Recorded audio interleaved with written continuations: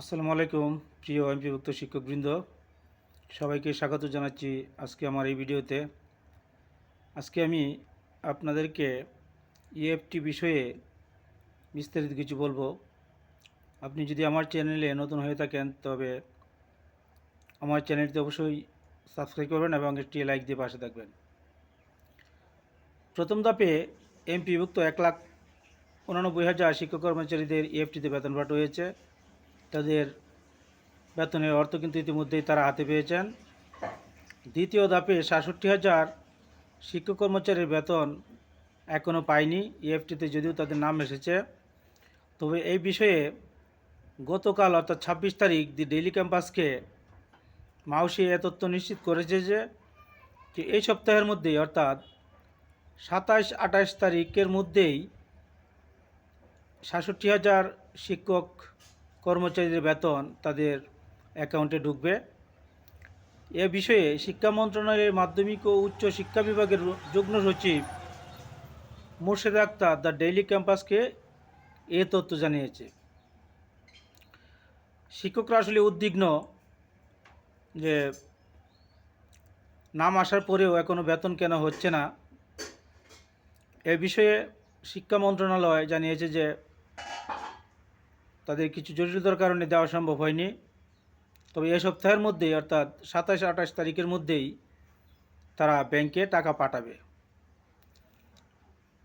আর বাকি যে 1,24,000 শিক্ষক কর্মচারী এখনও ইএফটিতে নাম আসেনি, তাদের তথ্য যাচাই বাছাই চলছে।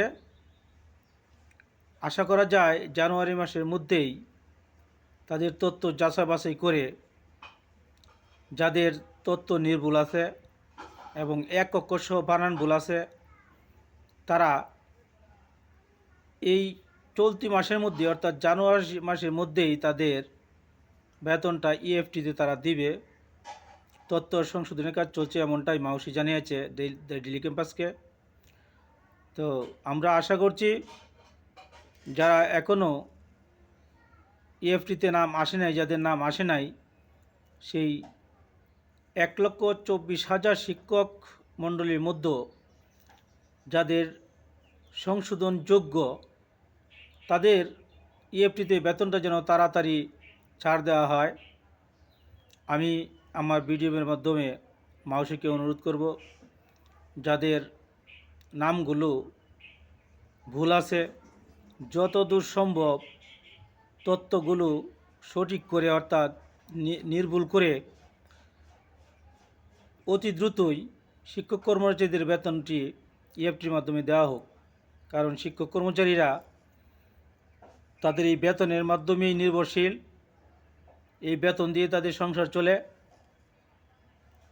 তাই আমি অনুরোধ করব মাউসিকে, আপনারা তথ্য যাচাই বাছাই করে আপনারা অতি দ্রুত শিক্ষকদের বেতন ভাতাটা আপনারা ইএফটির মাধ্যমে যার যার অ্যাকাউন্টে পাঠিয়ে দিন।